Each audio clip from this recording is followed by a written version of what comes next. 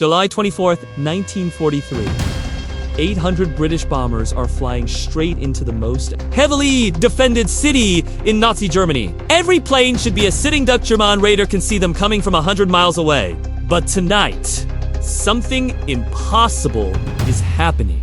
German radar operators are staring at their screens in complete confusion. Instead of 800 aircraft, they're seeing 8,000, 10,000. Targets multiplying like a swarm of locusts across their displays. Their targeting systems are useless. Their night fighters are flying blind. Their flak guns are firing at so simple, so cheap, that British commanders almost refused to use it. Strips of aluminum foil cut to specific lengths and dropped from bomber bays. Tonight, one woman's dismissed idea is about to save thousands of lives and unleash hell on Hamburg. The Germans called it Schwarznacht, the Black Night. They had no idea how black it was about to become. The year was 1942. And Britain was bleeding bombers over Germany at a rate that threatened to end the strategic bombing campaign before it could achieve anything meaningful. Every night, RAF Bomber Command sent waves of Lancasters and Sterlings deep into Nazi-occupied Europe. And every night, German night fighters and flak batteries tore them from the sky with terrifying efficiency. The reason was simple and brutal. German radar technology had turned the night skies over the Third Reich into a killing field where British bombers were illuminated as clearly as if flying in daylight. The system represented German engineering at its most lethal. These sophisticated installations could track individual aircraft with precision that allowed night fighters to intercept bombers with deadly accuracy, and flak batteries to fire into exact coordinates where British aircraft would be in seconds. Ground controllers guided Messerschmitt Bf-110s and Junkers Rue 88 night fighters into perfect attack positions, while the radar-directed flak created walls of explosive metal that bombers had to fly through to reach their targets. The numbers told a grim story.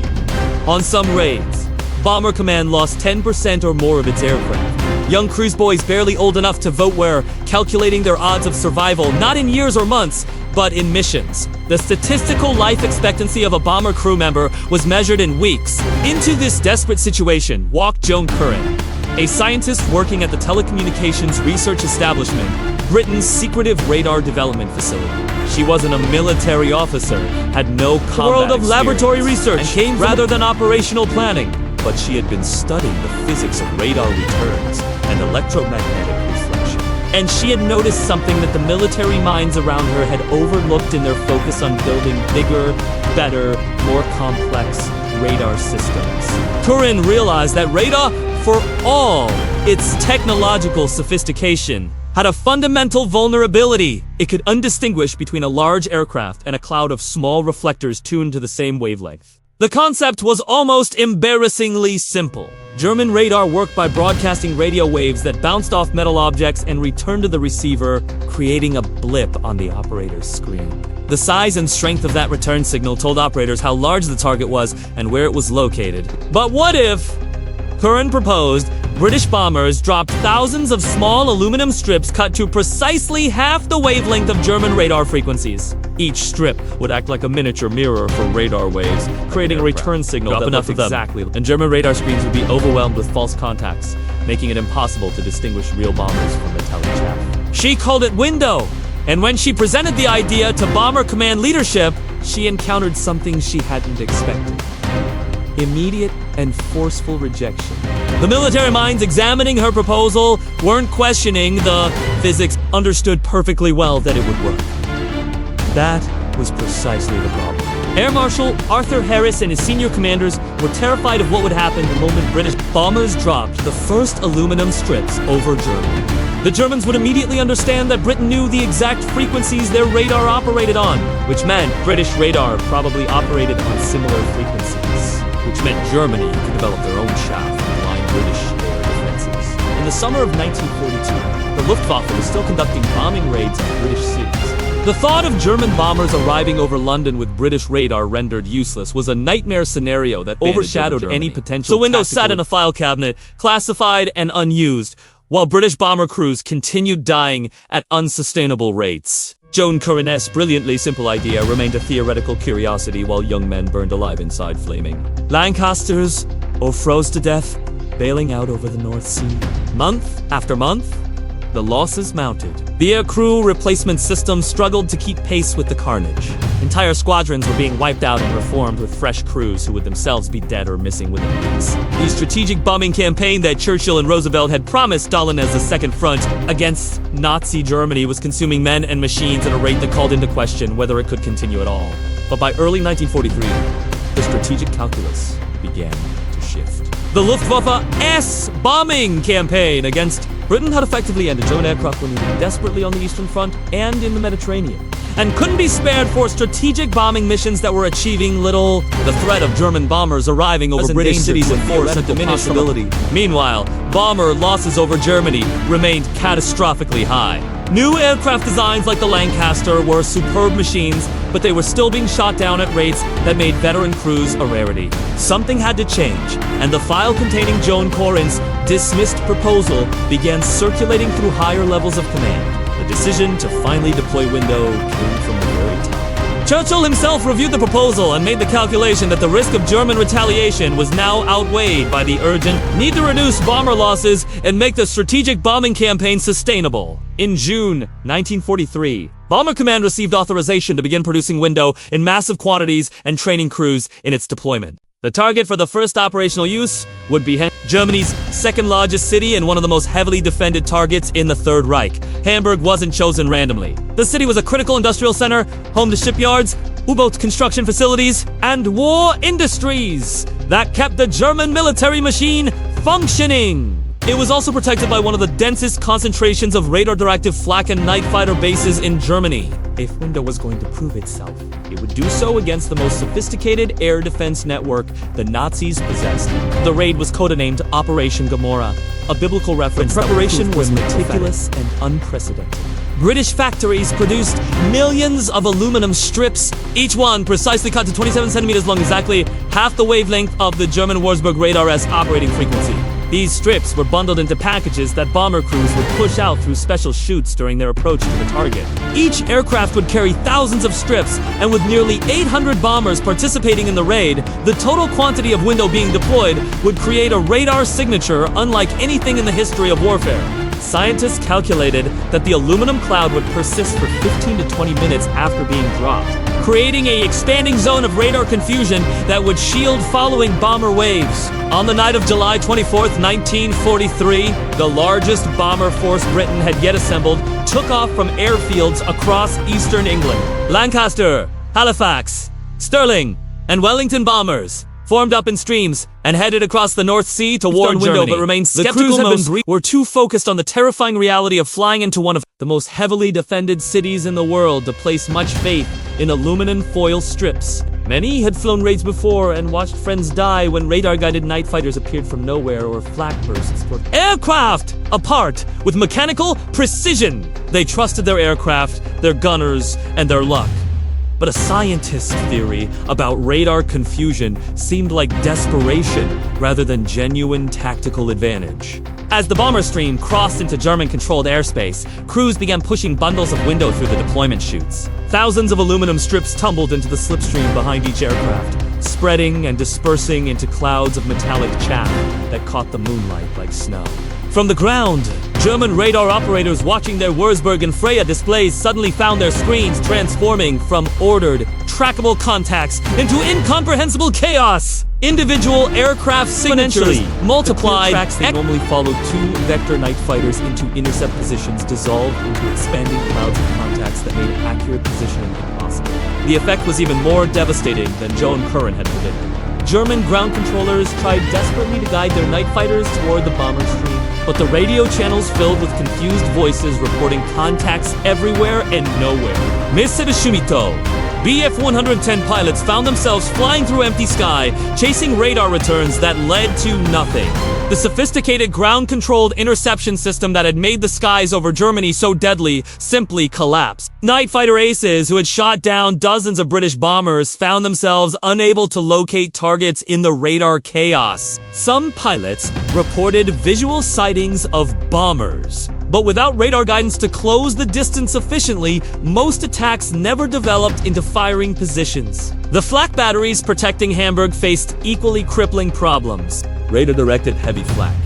The most dangerous threat bombers faced depended on Wurzburg radars to provide precise altitude, speed, and position data for fire control computers, with those radars showing thousands of false returns. The flak batteries reverted to barrage fire shooting into zones where bombers might be, rather than targeting specific aircraft. The towering walls of explosive shells that characterized radar-directed flak gave way to scattered bursts that were terrifying to fly through, but statistically far less lethal. Bomber crews, expecting the usual gauntlet of precision flak, found themselves flying through comparatively light and inaccurate fire. The bombing itself proceeded with an efficiency that shocked both sides, without night fighters harassing the bomber stream and without accurate flak forcing evasive maneuvers. The RAF's Pathfinder force was able to meet the target with unprecedented accuracy. The main bomber force dropped nearly 2,500 tons of high-explosive and incendiary bombs across Hamburg in a concentrated pattern that created the conditions for what would become history S-first, true firestorm in modern warfare.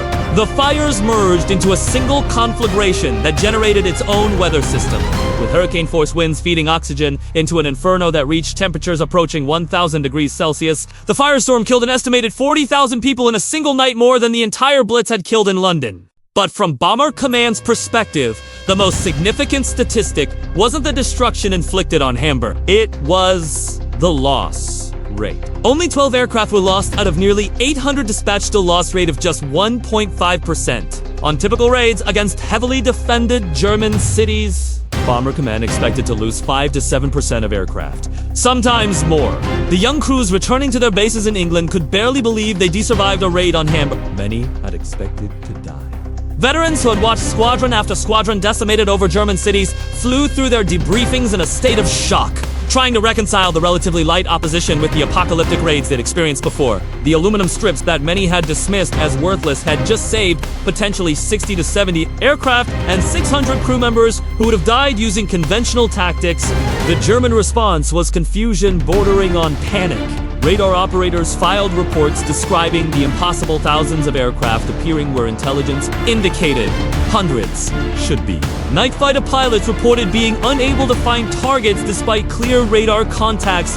Flak-battered commanders reported firing blind into clouds of returns that disappeared as soon as they engaged. In the immediate aftermath, some German commanders believed the British had deployed a new type of electronic jammer, something far more sophisticated than the simple reality of cut aluminum strips. When German intelligence finally analyzed captured samples of window and understood what it actually was, the response was a mixture of admiration for its simplicity and fury at having been tactically blindsided by such an obvious solution. The German military immediately began developing their own version of window, which they called Duple, but the strategic damage was already done. British bombers had proven they could strike deep into Germany with acceptable losses, and more importantly, bomber crews' morale surged after years of flying suicide missions. Recruitment for bomber squadrons, which had been struggling as word spread about the horrific casualty rates, suddenly became viable again. Young men who joined Bomber Command without feeling they were simply volunteering for death sentences. The Strategic Bombing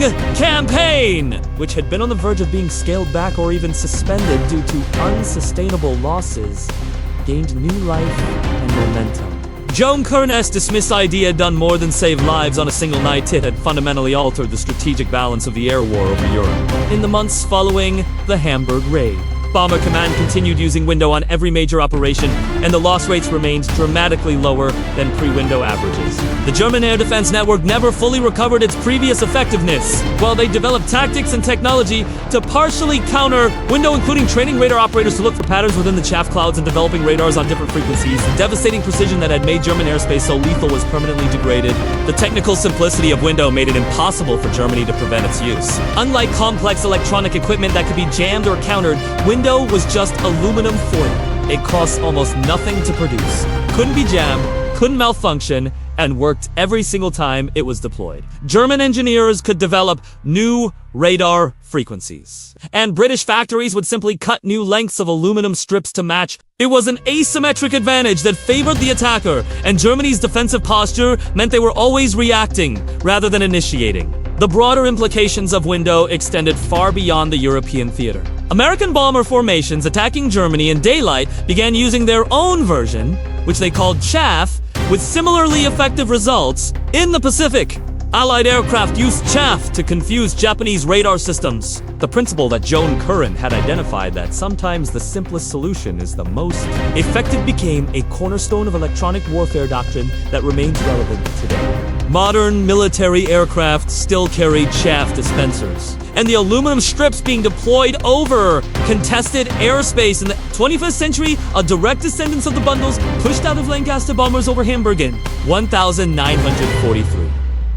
The human cost of the delay in deploying Window remains one of the war's more troubling what-if scenarios. From the time Joan Curran proposed the idea to its operational deployment, Bomber Command lost thousands of aircraft and tens of thousands of crew members. Many of those men might have survived if Window had been used earlier. The military leadership's concern about German retaliation was understandable and arguably justified given the information available at the time. But with historical hindsight, the fear seems misplaced. Germany never had the capability in 1942 or 1943 to resume strategic bombing of Britain on a scale that would have made Window deployment regrettable. The thousands of young men who died flying through radar-directed flak and night fighter attacks in those months became casualties, not just of war, but of institutional hesitation to embrace a revolutionary idea from an unexpected source. Joan Curran herself received relatively little public recognition during or immediately after the war her work was classified, and the culture of the time wasn't inclined to celebrate female scientists' contributions to military success. But within the scientific and military communities involved in radar and electronic warfare, her insight was recognized as genuinely revolutionary. She had identified a fundamental vulnerability in what had seemed like an unbeatable technology and proposed a counter that was so simple it seemed almost like cheating.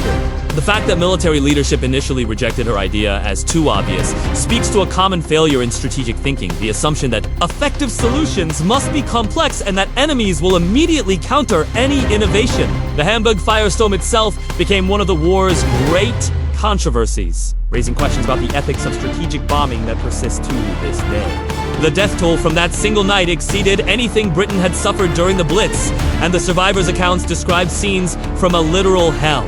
But from the perspective of young bomber crews, Window meant the difference between probable death and reasonable survival odds. The crews who flew into Hamburg on July 24th, 1943. Did anyone see themselves as delivering unprecedented destruction? They saw themselves as finally having a fighting chance to complete their missions and make it home. The moral complexity of strategic bombing can't be separated from Window's story because the technology that saved Allied lives also enabled destruction on a scale that previous generations could have imagined. In the decades since the war, Window has become a case study in military innovation and institutional resistance to change. Business schools teach it as an example of how simple solutions to complex problems often face rejection, precisely because they seem too simple. Military academies use it to illustrate the dangers of groupthink and the importance of listening to unconventional ideas from unexpected sources. Engineering programs reference it when discussing how understanding fundamental principles matters more than developing complex systems. And historians continue debating whether earlier deployment could have shortened the war, or whether the delay was unnecessary. Prudent decision given the strategic uncertainties of 1942. What remains undebatable is that Joan Curran-esque crazy idea saved thousands of lives and changed the course of the air war over Europe. The aluminum strips that tumbled from Lancaster bombers over Hamburg were just radar countermeasures. They were proof that sometimes genius lies not in complexity but in recognizing simple truths that everyone else has overlooked.